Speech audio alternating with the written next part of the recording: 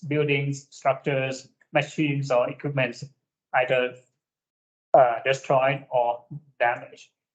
Then we are talking about other things as well, including some of the cultural heritage. And as example here are some of the art objects, including maybe music instruments or other variables that could be impacted physically by disasters.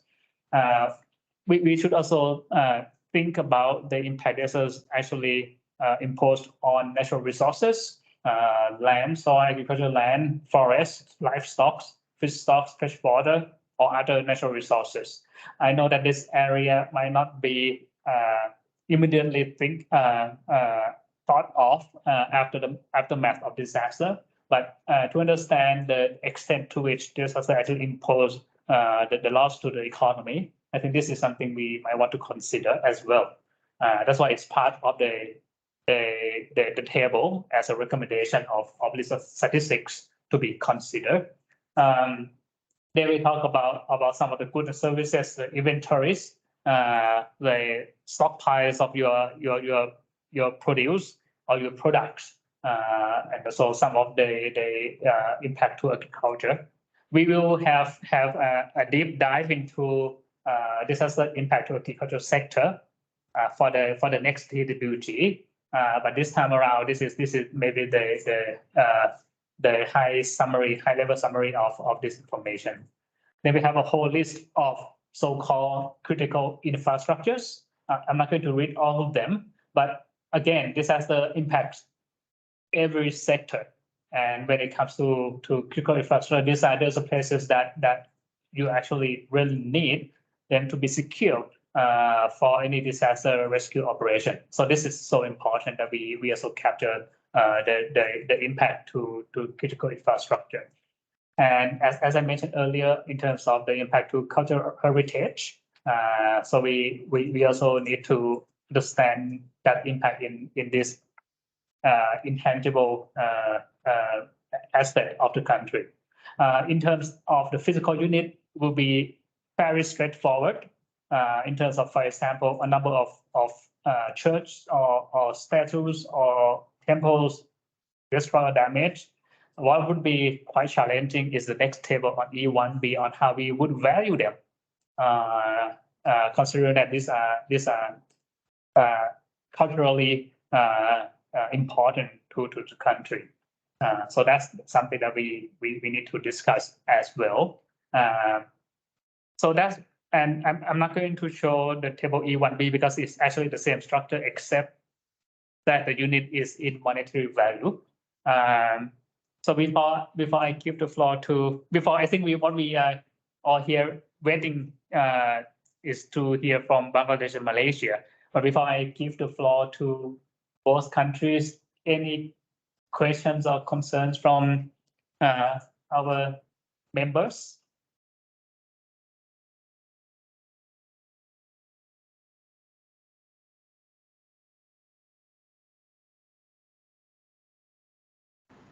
Tirapong, I just want to know one thing, from the table D1b or E1b. So the column are I think the column is not fixed. The column may be added or increased through by the relevant countries in terms of their disaster impact. So is there any chance to add any column, or is there any chance to add any rows for the countries based on the DRSF guideline or SNA boundary? Thank you very much, Shahid. That's actually a very good question, and the quick answer is yes. So the table is a proposed guideline. Definitely, you could add or remove items that are most relevant to or less relevant to your country. The column as well. For example, some of there might not be any events on that relates to biological, for example, disaster in your country so far. So you don't need to report on that. And if preferred, that can be removed.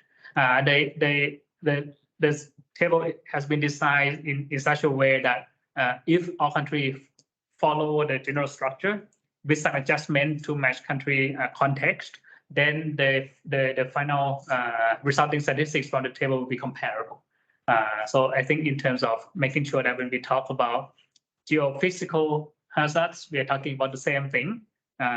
When we talk about hydrological hazard, we talk about the same thing. And in terms of putting the economic loss into the right columns accordingly. I think that's the heart of the proposed. The question is, yes, we can adjust, and it should be adjusted to meet the national context.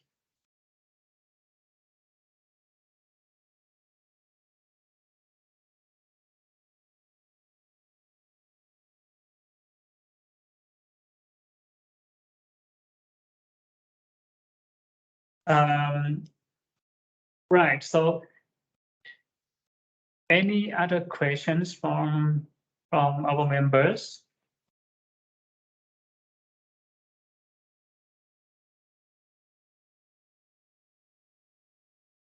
If not, and if Aruna agrees, can we give the floor to Bangladesh then as the first presenter for today?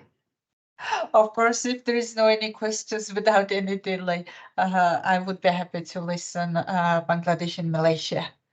Thank you. Thank you, and I may then invite Bangladesh first. Then we will start from. So we will have two presentations from Bangladesh, and each presenters will have 10 minutes.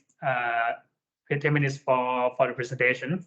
We will hear one presentation from the NSO and one presentation from the disaster agency. So with that, I'll give the floor to Atik first from Bangladesh Bureau of Statistics. Yes. Good afternoon, all. So the presentation is being from Nakonchai's screen. Is it okay? Yes. Okay. Thank you.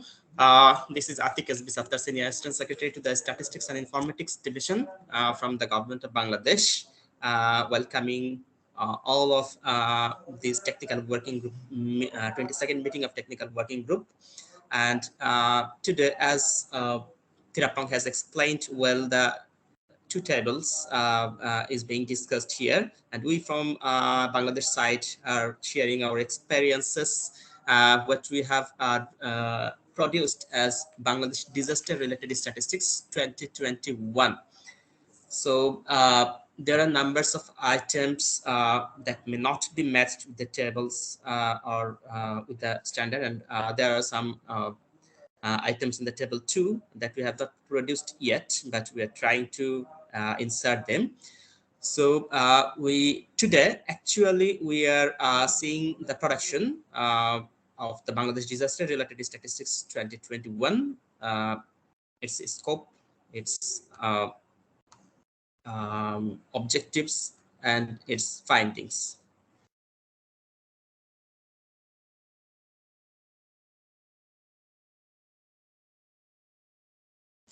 So I think if you want us to change to the next slide, you can just say so, right?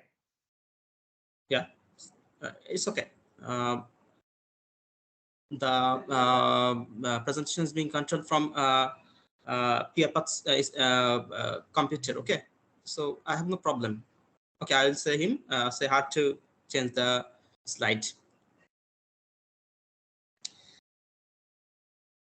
So the main outputs of the ECDS project, it is running as a project, the Environment, Climate Change and Disaster Related Statistics project. The project aims the production of Bangladesh disaster related statistics, which already has been produced, the compilation of the Bangladesh environmental statistics, the Bangladesh Environmental Protection Expenditure Resource and Waste Management Survey, the experimental ecosystem accounts, multi-sectoral GIS integration of the damages, losses, and climate change aspects, updating the compilation of statistics. It is a household survey. The project is conducting some household surveys. Actually, our statistical productions mainly based on the household survey. The physical flow of accounts for the material footprint and physical flow accounts for the domestic material.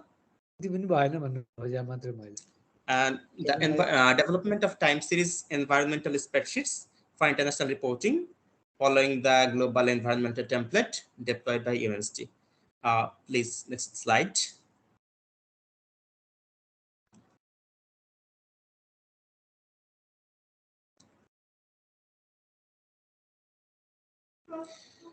The objective of the Bangladesh disaster-related statistics 2021 was socioeconomic characteristics of household in disaster-prone area, the disaster-induced agricultural production losses, damage and loss of arable land, damage and loss of dwellings and establishments, the health condition, the vulnerability, and the disaggregated data regarding women, children, and persons with disability, the perception and knowledge about climate, environment, and disasters. Next slide, please.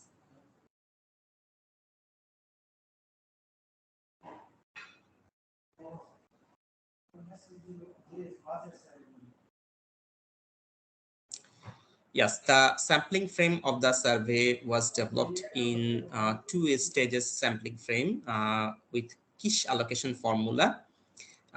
You do know the the geographic area division of Bangladesh has some 6 layers, and the Mauja or Mohalla is the downmost layer. If we consider the national context the first, then the division the second, the district the third, then the sub-district, the union, and under those there are some Maujas. The Maujas are not administrative unit, but the Maujas are geographic location division actually. So from thousands of Maujas, random sampling, simple random sampling has been conducted to select some Maujas that are mostly disaster prone, and systematic sampling of 30 households from each of the selected probability sampling units. The allocation of sample constitutes total 4,240 PSUs, that is Maujas or Mohallas, and 29.2 thousand highest disaster affected PSUs from 12 main disaster against 12 main disasters. Thus, the sampling has been formulated. Next slide, please. And 127,200 households have been selected from there. These are the reportings of the dwelling structure and household income. Actually, the most of the dwelling structure was kacha, that is made out of that is said tin or some that is said not paka, that is not from rod and cement here. And the next one is semi-paka, that is the rooftops are not permanent and the paka was only 10.71%. The main source of income of those households that has been surveyed was agriculture, and the daily bear actually is wage earning. So the main 2 types of household income was agriculture and wage earning. Next slide, please. Yes, the disaster affected household by type of disaster we are seeing here from the table and from the graph to that the mostly impacted the disaster that may mostly impact the households was flood, and the next was cyclone, and recently the hailstorm has been got a momentum in the disaster aspects, but the river erosion is also important, and thunderstorm and lightning, these 2 also occurs numbers of damages and losses in disaster aspects. Next slide, please. The non-working days due to last natural disaster, the question was answered during the interview time, and at that time, at the last natural disasters, the few days lost as a non-working day, and we are seeing that due to flood, more than 40 days lost from their working days. And the next one is river and coastal erosion. These two got momentum. Cyclone is also impactful at 2021. That was significant in 2021, but the river coastal erosion was significant at 2015. So the scenario of the last 5 years has been changed. Next slide, please. I just want to remind you that we have around 3 minutes left for your presentation. 3 minutes left. Okay. Okay, I'm going faster. Thank you. Next slide, please. This is the share of damage and loss by disaster. We are seeing, as we have already stated earlier, that the main disaster here is flood. The next one is river and coastal erosion, and the next one is cyclone. And the share of damage and loss due to disaster by sector, we are seeing here the land is more than 52%. The loss of crops is almost 29% or 30%, and the houses loss or damage is about 7.5%. The next slide, please. Next slide, please.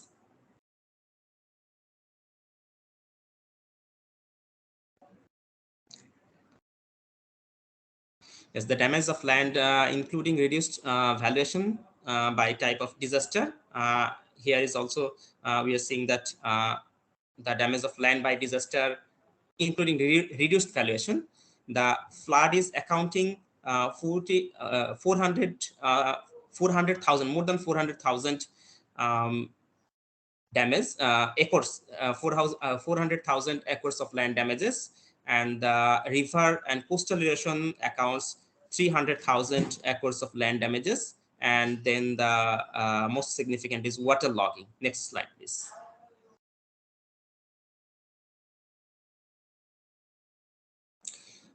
Considering early warning system, most of the people are dependent on television, then community, and then mobile phone. Next slide, please.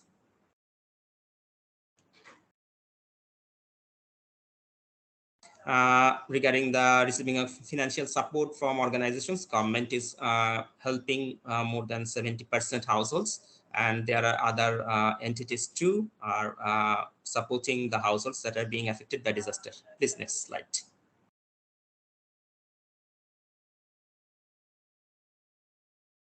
And suffering from sickness due to disaster, the flood is obviously significant here, and the next two is waterlogging and cyclone.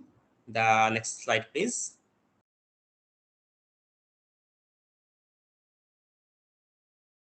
The total has not been inserted here, but I found more than 2.8 million injured. The figure is okay. The figure has not been included here. I will include it here, but the thunderstorm, lightning, river and coastal erosion, and flood is the most significant. Flood, cyclone, and thunderstorm and lightning is most significant for the occurring the injury of the disaster-prone people. The next slide, please.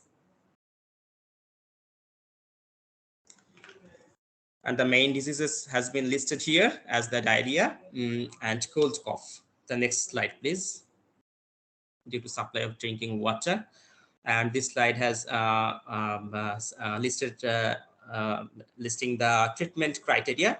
Adding the numbers, I found that more than 40% are taking care of the formal healthcare institutions, and the other almost 60% people are getting care from the non-formal medical courses. The next slide, please. And the school attendants are being affected by this disasters too. We have also listed the causes of the keeping themselves away from attending school. The most significant criteria here was the communication disruption, and the sickness or injury is also a significant cause. And mostly affected, the mostly significant disaster here is also flood. The next slide, please.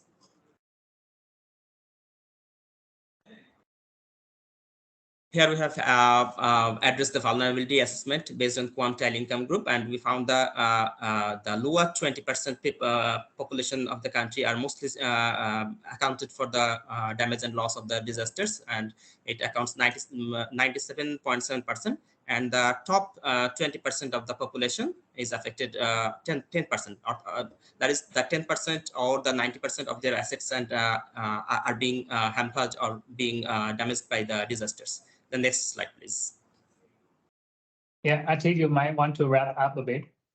Okay, so these are the indicators has been listed in next 4 slides, the SDG and SFDR. So I do not want to utter this again and again. And please go at the last slide.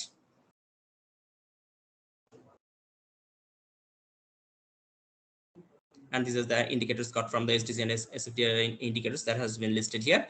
And here are the challenges we face, mainly the integration of environmental and climate change and disaster related data in national planning processes, the institutional mechanism. And I found the most significant challenges that data literacy among the institutions and organizations. Those are working on the disaster related functions. So I think the rapport building should be our main challenge, and to make the officials or public officials aware of data is a great challenge for us, for Bangladesh too.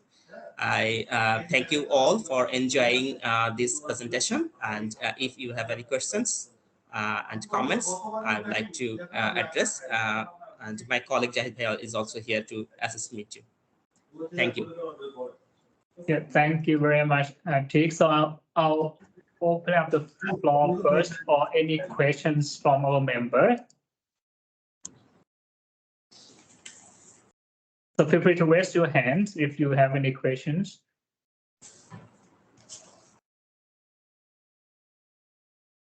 Okay, Suhaya. Hi, I would like to ask, thank you for the presentation from Bangladesh. At the earliest slide, you have mentioned the number of samples, right? May I know what is the frame of the sample? I mean, okay. Yeah, Jai, please. Yeah. I can add.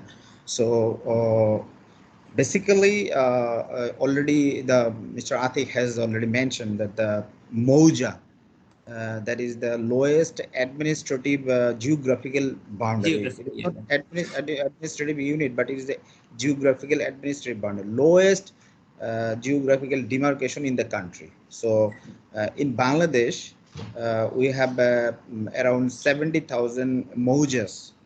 But all the MOJAs are not actually the disaster affected. We identified more than 29,000 and 200 MOJAs. Those MOJAs are basically the disaster affected MOJAs in the country. Based on the 29,000 disaster affected MOJA, we called it primary sample unit, and from the 29,000 MOJA, we listed the households in the MOJA. Then we select 4,240 MOJAs among the 29,000 MOJAs. And this has been, we have 64 districts. This is a administrative boundary of the country. 64 districts all over the country.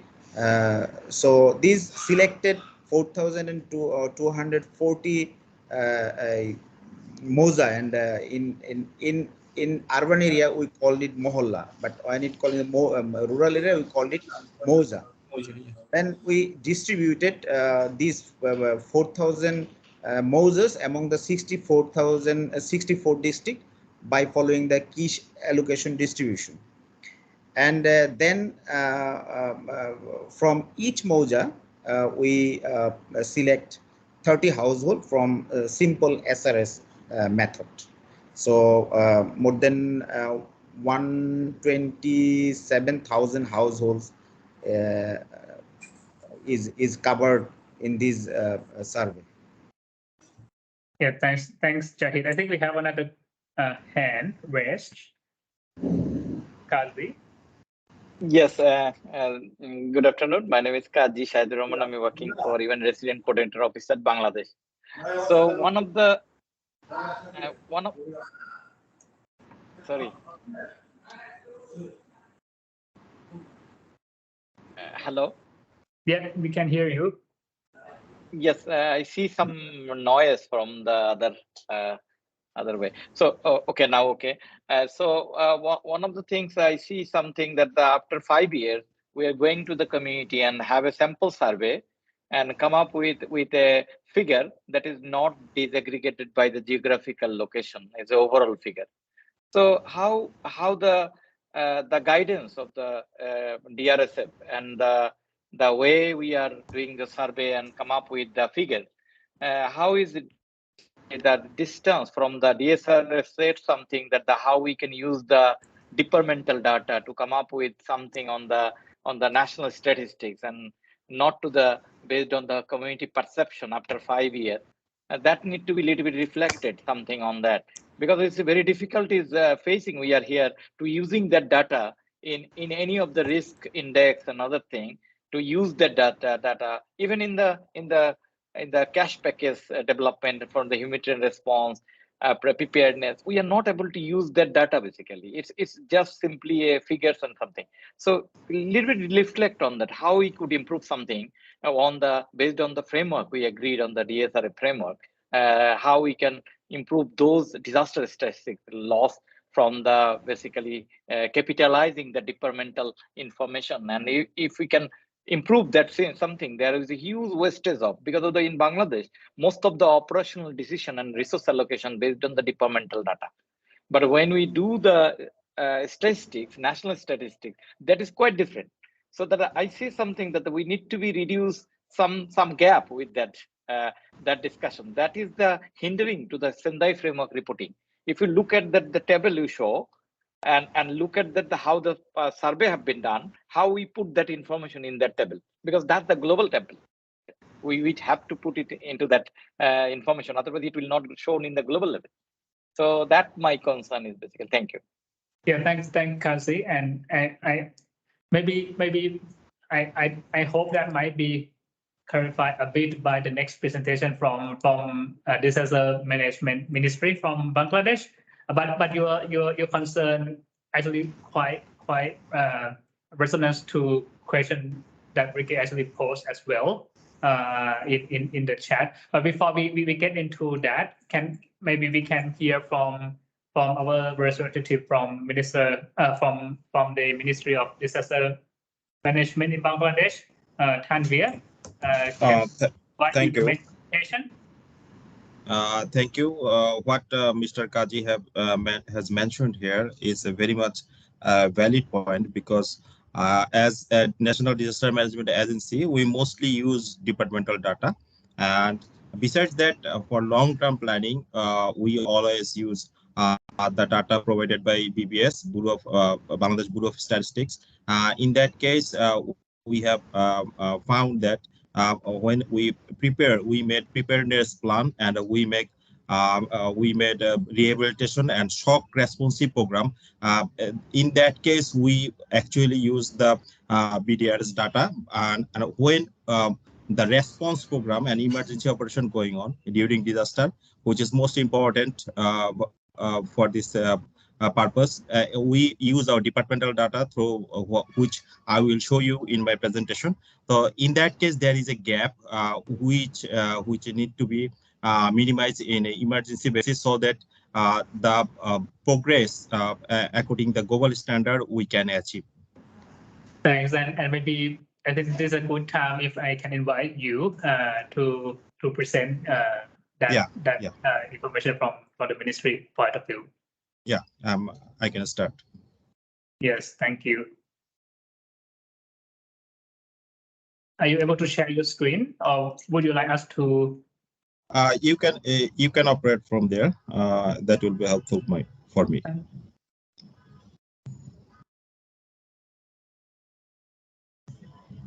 Sorry, Tirapong. So we have some questions in the chat box. From the participants?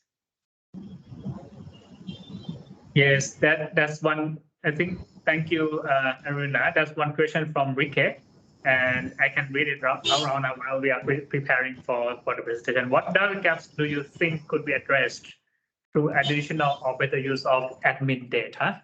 I think that's the question to BBS and to NSO Bangladesh, and perhaps we may I suggest that we hear from the Ministry of Disaster first before we address the question. Maybe things might be clarified a bit.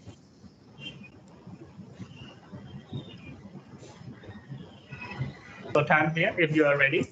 Okay, yeah, I'm ready. Thank you. We are from Ministry of Disaster Management and Relief, and we are the national agency for managing the disaster in Bangladesh. Next slide, please. There we have mentioned some major hazards and disasters which, according to our departmental data, which has been shown flood, flash flood, and cyclone storm surge and drought. There's another thing is we have that has been mentioned by my colleague Atik is hailstorm and river erosion and coastal erosion. Next slide, please. According to Bangladesh Climate Index ranking, we are in the 7th rank, and it's in this month we have already faced category 5 cyclone, which known as Mota, which has been passed through the border of Bangladesh and Myanmar. So very and after that, in coming 2 months, we will face flood and flash flood. So during because of the climate change, we always continuously face this kind of hazards and a disaster. Next slide, please. So 3 basic stages of a disaster where disaster management ministry use disaster data statistics. That one is disaster preparedness. By using disaster statistics, so we most early identify where is our disaster prone area and the percentage of affected people and percentage of working days of poor people, and where we have to make short-term or mid-term objectives for our field level officers, because we have 64 district and 495 upazila, which is known as subdivision. So we have to build the chain and the departmental procedure to address any kind of situation, such as develop the shelter center, engage community voluntaries, and infrastructures for to evacuate people. So the preparedness is a massive work for us. And another thing is response, which is widely known to instant supply of resources to through the different government agencies and local government representatives to the people, because of the manpower we have in our department, which is not adequate. In that case, we have to engage government and non-government agencies to respond in emergency situation. Next slide, please. The most important thing where we have used the BDRS data for post-disaster relief and shock response program, because different kinds of assistance like cash kinds and shelters have been given to the disaster-prone areas on a program basis, and we have to ensure that how much loss and damage has been done. And our line ministries, such as Agriculture Ministry, Livestock Ministries, and Ministry of Forestries, they do their work to the respective sectors. But we have to ensure that the people who has been displaced, who has been affected by disasters, they got the assistance, they got the food, they have the shelter. So this program, such as we have one program like EGPP, employment generation for the program for the poorest. that is for the capacity building as well as the building the infrastructure for vulnerable infrastructure for the people who lived in vulnerable areas. So these are the things we do in post disaster and shock response program, and it's kind of to rehabilitate the people who are affected. Next slide, please. So one thing what we achieved in 1970, there was a cyclone and nearly 1 million people have died. But in 2023, there was a cyclone, but we have no casualty. The factors we have in policy in place: prevention and disaster risk management and adaptation, early warning, early action, volunteerism, and decentralized DRM. That's the one thing we have achieved. Bangladesh has significantly achieved during the last few decades. Next slide, please. We have some legal framework for to work for this purpose. One is the mother law, or the umbrella law is Disaster Management Act. Under that, we have National Disaster Management Policy, and what to do and how the economic loss and loss and damage assessment has been done. That has been mentioned on Standing Orders on Disaster, SOD, which is only an SOD, and we have National Plan for Disaster Management, which will which has been mentioned how resilience against odds and disaster will be achieved. Next slide, please. Most traditional damage assessment tools in our department is the SOS form. Within 1 hour, it will be of the happening time or the hit time of the disaster that has been sent to our concerned tier, and the D form, which has 2 weeks of disaster event maximum or by 3 weeks. But both of these things has has to be filled up by manually, and it takes a long time. Next slide, please. Here some of the sources where we got the data or number. This has been aligned with the sustainable development goal, and as long as the Sendai framework, and it has been mentioned how DFORM, Bangladesh Bureau of Statistics data, CPP means Cyclone Preparedness Program, BMD Bangladesh Meteorological Department, and FFWC is flood forecast and warning center. And one thing we want to include, that is Department of Women Affairs, who this agency is responsible for the welfare of children and women. We want the inclusiveness of their security during the disaster. That's why we are thinking, and we are planning to render more data from this department, so that we can assess how much how many women and the children has been affected by the disaster. Next slide, please. Key features of loss and assessment tools in Bangladesh. DFORM is a long practice tool. It is kind of bottom-up approach. And SOS form, I have mentioned that it is an emergency response for help. During when we got SOS form from our lower tier, we usually engage emergency supply of food and resources, other resources, and engage other government agencies like the like fire service and military agencies, so that we can rescue people immediately. And the local government tier, which has been divided into district, subdivision, and union. It has been mentioned, and the subdivision level, the UNO work as the head of this procedure, and at district level, deputy commissioner has worked as the main key person, and in centrally NDRCC, National Disaster Center, it work as to coordinate among the government agencies. Next slide, please. DFORM is the comprehensive tool. It almost covers 28 areas.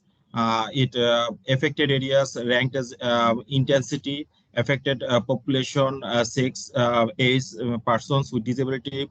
That has been mentioned. A number of deaths, missing, injured people, affected houses, affected areas of crop, and a number of livestock, critical infrastructure, service affected. We are that's what we have seen in the previously two tables has been shown by Tarapong, that are very similar to that, but we have to align it with the global standard. Next slide, please.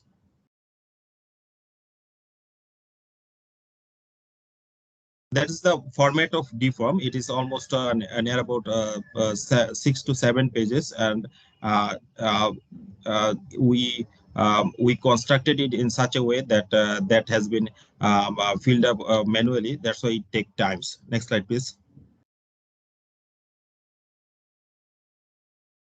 Key aspects and methodology, sectoral data on loss and damage assessment by respective department, but some data also has been come through our department, because we go to the field and assess how much loss and damage has been done on agriculture, livestock, and fisheries.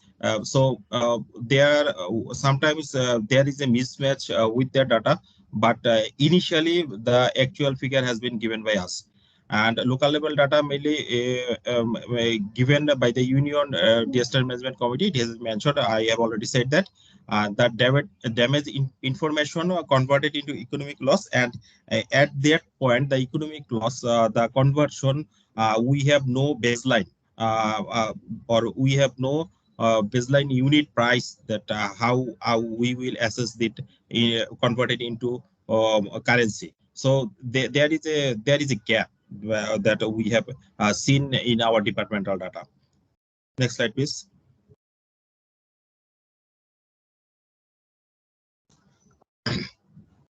Now, what are we thinking? We are thinking to develop it in a customized software for management of damage and need assessment, and a web-based hazard information. Entered data will be stored in database with geocode of each administrative unit, such as division, district, and subdivision.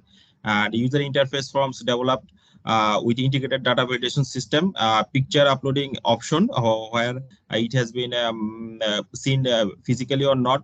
We can assess that thing. Calculate damage and loss and other providing options of present valuation of goods and properties. The report generation with graphs and pictures, so that usually people can understand from graphical representation. Next slide, please. We have started this thing. That is the interface. There's some from the very lower administrative level to the national level. Everyone will have a profile and password, and they will see the total dashboard in one server. Next slide, please. And the graphical representation will be in that way, so that we can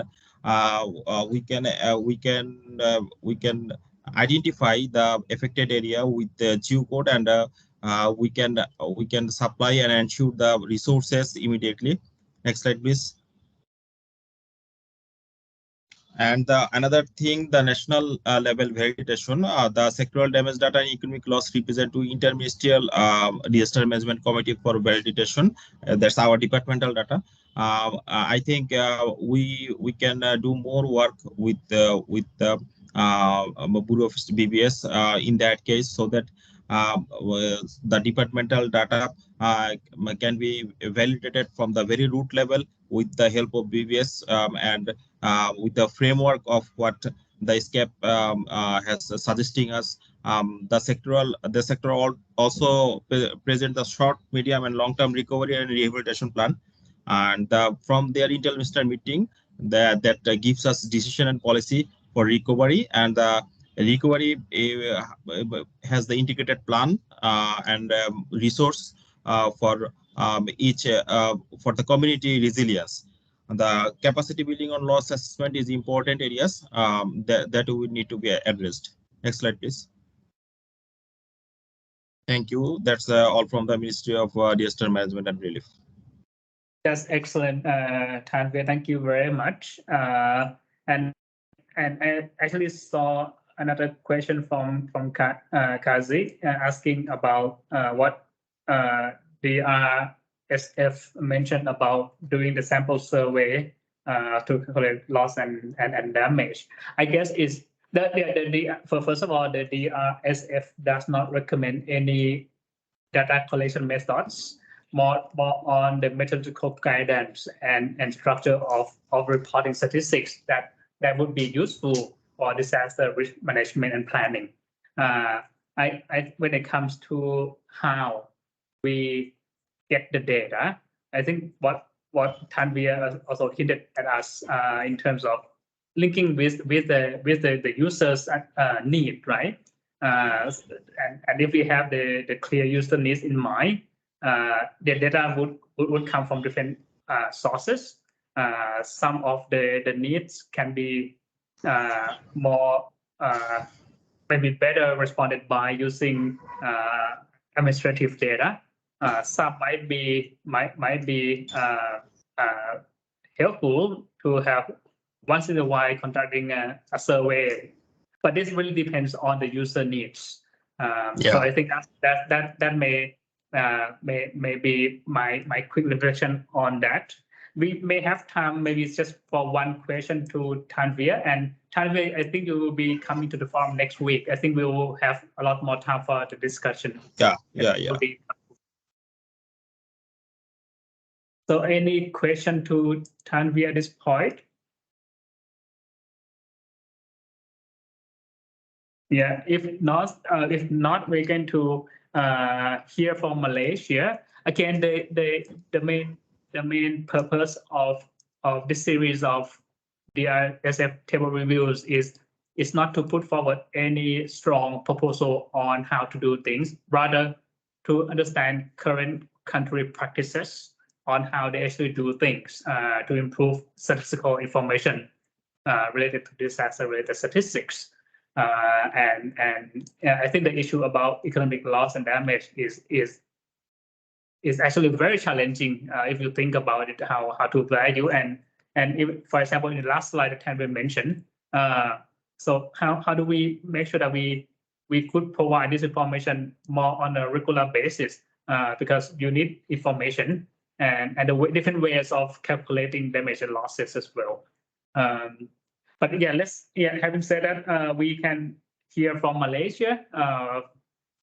And again, Malaysia has also, if I understand correctly, done a very specialized survey, respond to actually the clear policy demand from the government in the massive flood in Malaysia last year. So I'll hand over to Suhaya. Thank you, Terpong. Okay, good afternoon, everybody. I'm Suhaya from Department of Statistics, Malaysia. So today, first of all, thank you for inviting Malaysia to share our experience on the impact of floods in Malaysia, specifically during the flood disaster in 2021 and also in 2022. What will be shared this afternoon is on how DRSF estimates the losses due to the floods from our special survey conducted in 2021 and 2022. So next slide, please. Okay, my outline for today is on introduction, governance, objective and methodology of the survey, findings, and also moving forward. Next slide, please.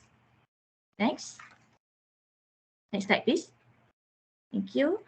So briefly on the introduction on how it started, DRSF was mandated to assess the loss due to flood by the minister in the Prime Minister Department Economy in December 2021. A major flood has hit Malaysia at the end of 2021. Typically, flood disasters occur in the east of Peninsular Malaysia. However, persistent torrential rainfall in middle of December 2021 have caused exceptional floods in the Klang Valley, southern Malaysia, the East Coast, Sabah and also Sarawak. Out of 16 states in Malaysia, there were 11 states were affected by the flood. So given the mandate, DOSM conducted a special survey to assess the impact of floods that occurred in the middle of December 2021 in Malaysia.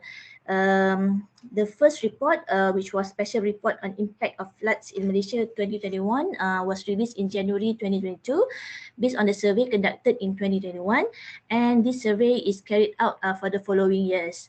To date, DOSM has issued 2 reports on the impact of floods in Malaysia, which is for the year 2021 and 2022. Next slide, please. Next, please. In terms of governance, National Disaster Management Committee, chaired by Deputy Prime Minister of Malaysia, has appointed DOSM to a committee in 2022 and was asked to present the special report on flood losses in Malaysia. For information, DOSM also collaborates with other agencies, which includes National Disaster Management Agency, NADMA, Ministry of Agriculture and Food Security, MAFS, Public Works Department, Department of Irrigation and Drainage, and also Implementation Coordination Unit under Prime Minister's Department. Next, please. Next. Okay, the next slide is about the special survey conducted by DOSM in terms of survey objective and scope. The objective of the survey is to estimate the loss and damage due to the flood disaster that hit the country. These losses include the value of the damage for living quarters, vehicles, business and industrial premises, manufacturing industries, agricultural and public assets and infrastructure. The evaluation for the first 4 scopes, which is living countries, vehicles, business premises and manufacturing industries, was done by DOSM, while for the total damage for agricultural and public assets and infrastructure, administrative data from relevant government agencies were used. For example, total damage of agricultural industry was obtained from MAFS, while for public assets and infrastructure, data was obtained from public work departments and from Department of Irrigation and Drainage. For this study, DOSM focused on the value of the loss and damage, and not on the quantity. Okay. In terms of methodology, the survey was conducted through face-to-face interview, observation, and telephone calls, besides using administrative data. For living quarters and business premises, 2 questionnaires were designed to collect information for this study. The first set was to collect data on the impact of floods on living quarters and vehicles, while the second set on business premises. For living quarters and vehicles, the data collected includes demographic profiles of respondent like name, age, occupation, number of household, income, and also on the locality, the addresses, and also the district affected. Data collected was estimated total cost of damage, including the cost of repairing vehicles, furniture, electrical equipment, and others. While for business premises, data collected includes business profiles such as type of business activities, monthly business income, number of employees, and estimated business losses in terms of income, stock of goods, business premises, and equipment or furniture that affected by the flood.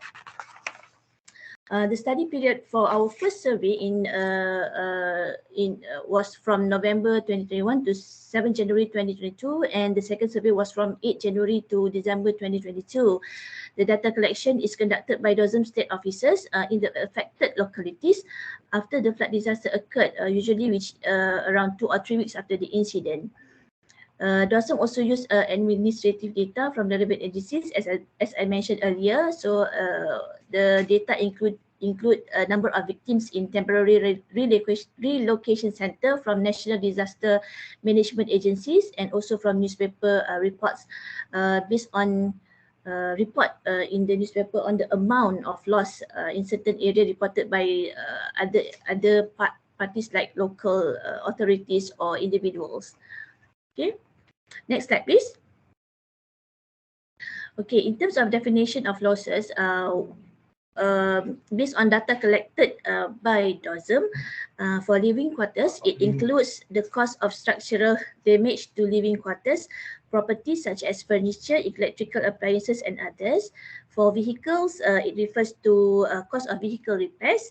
For business premises, it includes value of loss of income, stock of goods, damage to business premises, including equipment or furniture. And for manufacturing sector, it refers to loss of sales revenue. Next slide, please.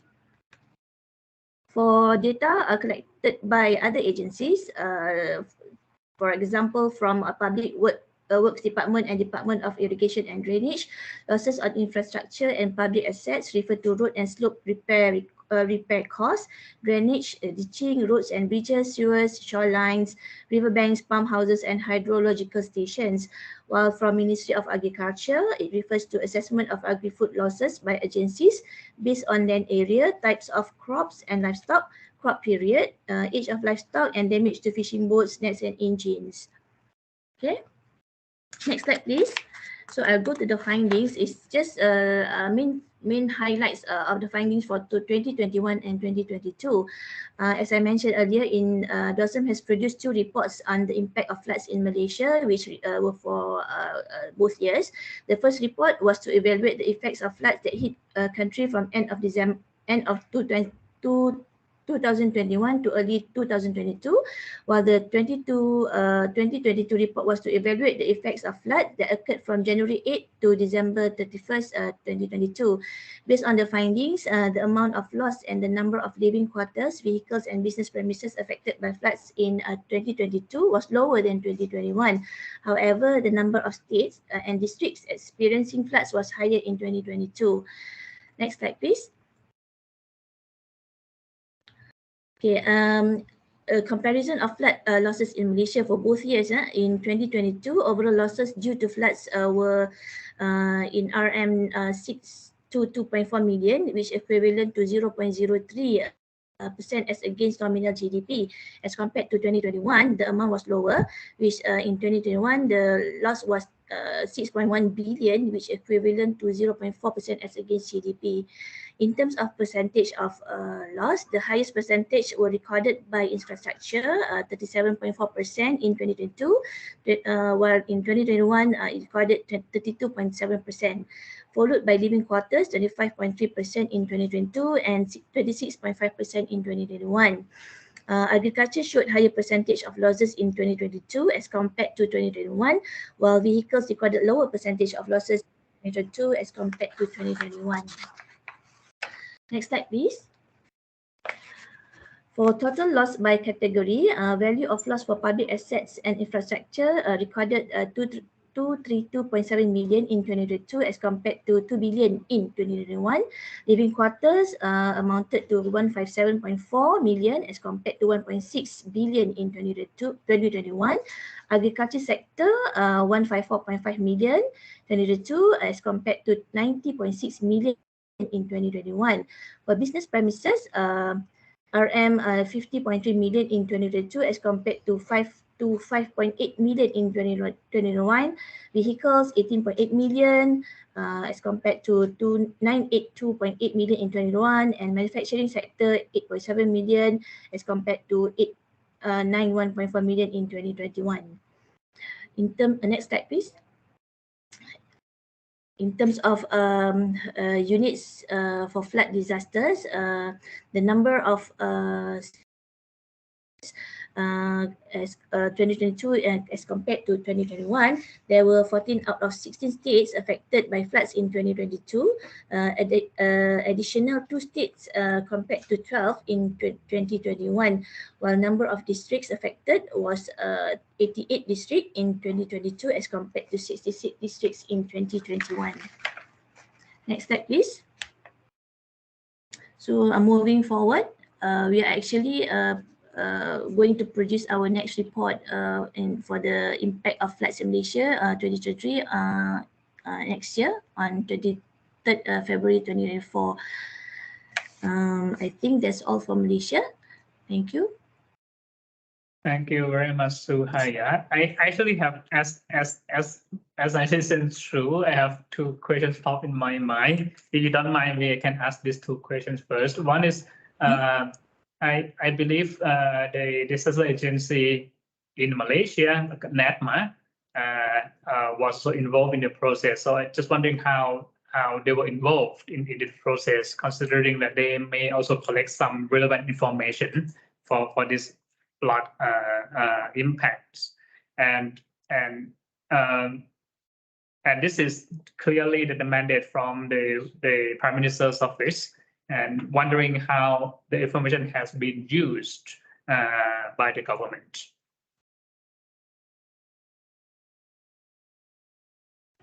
Hi, Cherapong. My name is Azlin. I will assist for the question. Related to your question in terms of NADMA, is actually NADMA is the main agencies in terms of managing the disasters events in Malaysia. So in collaboration with that, there is a few other agencies in the community of disaster. So NADMA is actually heading is lead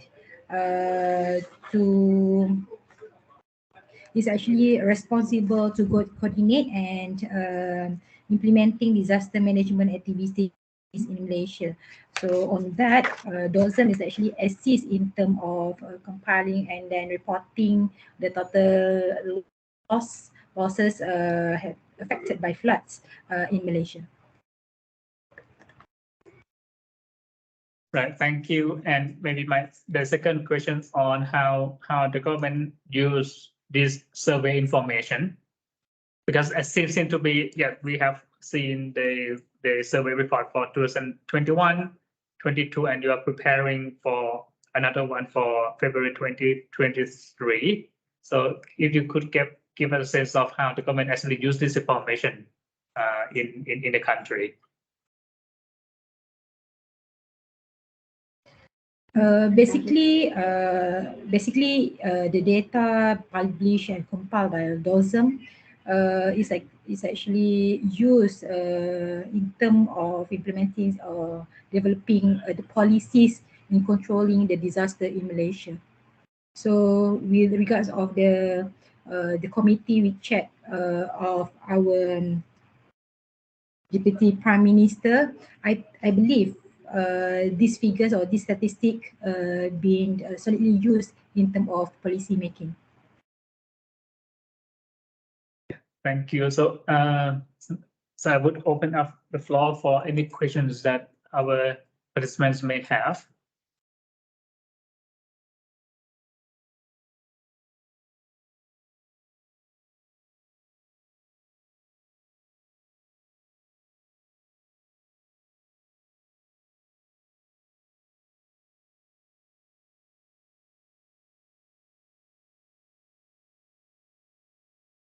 Right, if there is no question now, yeah, before I hand it over to Aruna to close, I think we have around 10 minutes left. Maybe two takeaways maybe that I have it, if I may, Aruna. So one is that when it comes to measuring economic loss and damage disasters, there are different practices.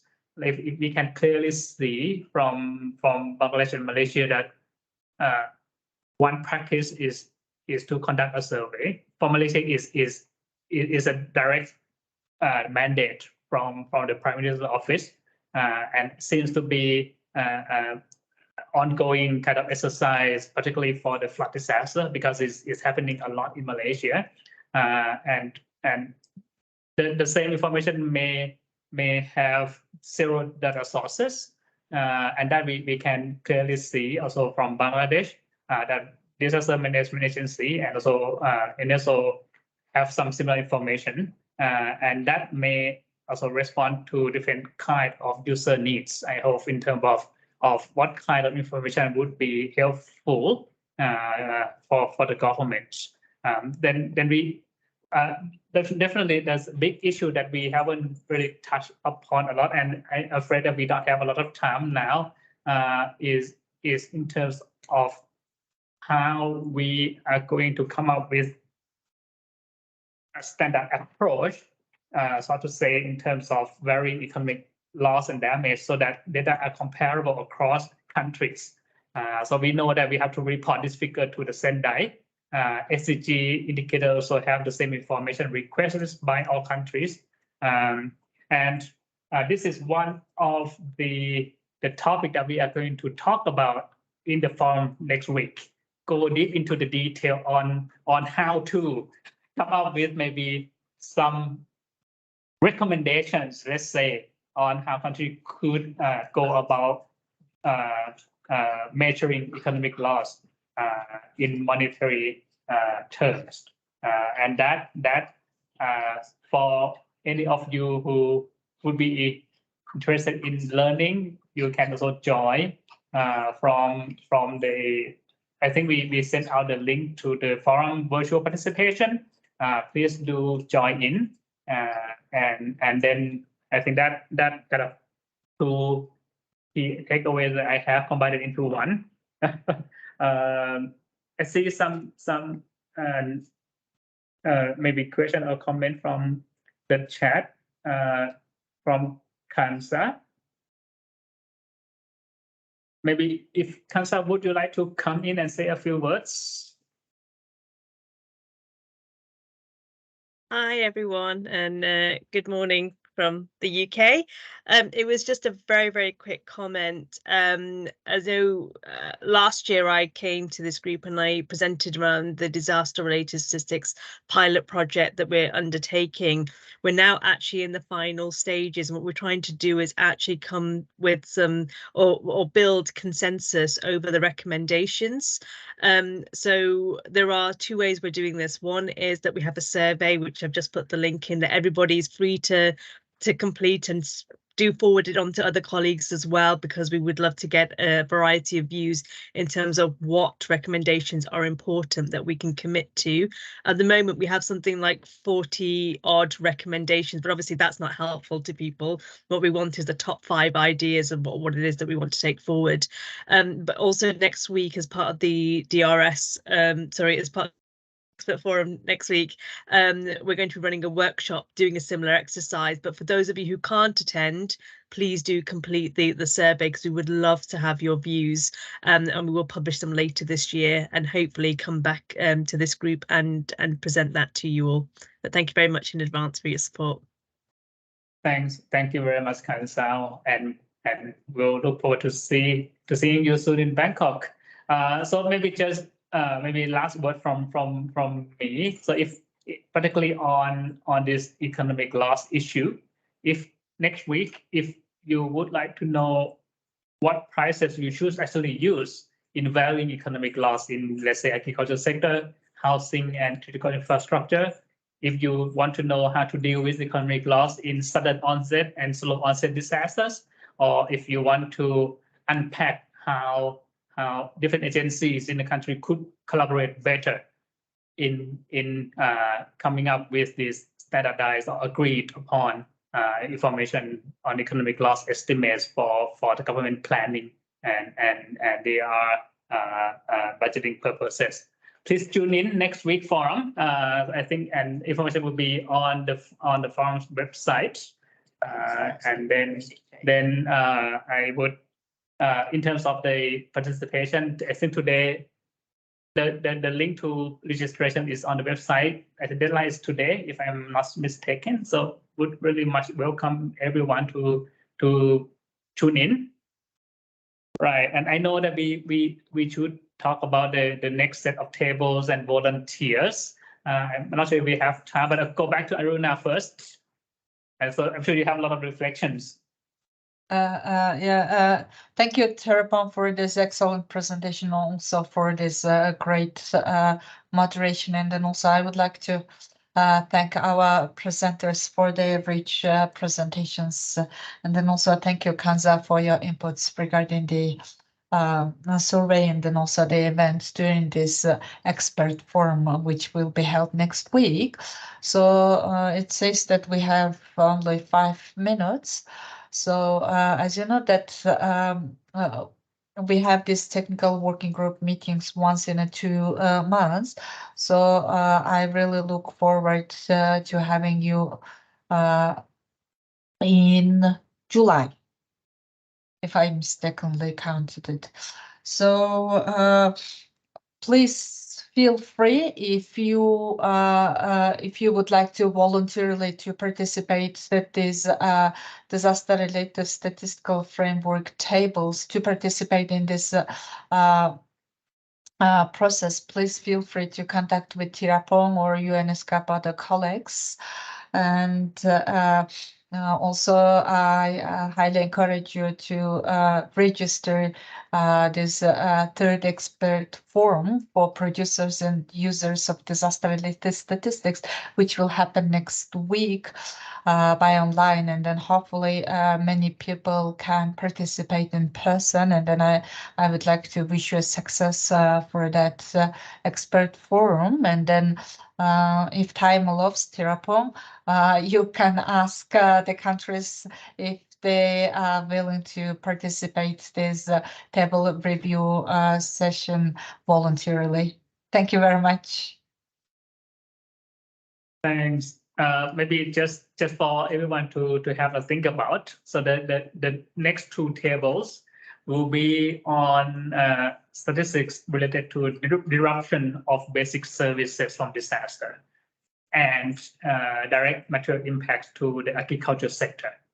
So these are the two next tables that we're going to focus on. And of course, I know many of you might want to raise your hand now, but I will contact you individually as well. And then we will have the low commitment kind of working arrangement over the next 2 months, ready for the next TWG meeting. I think your counting is correct. It will be at end of July. So thank you very much, Ariana. Thank you very much, and see you in 2 months.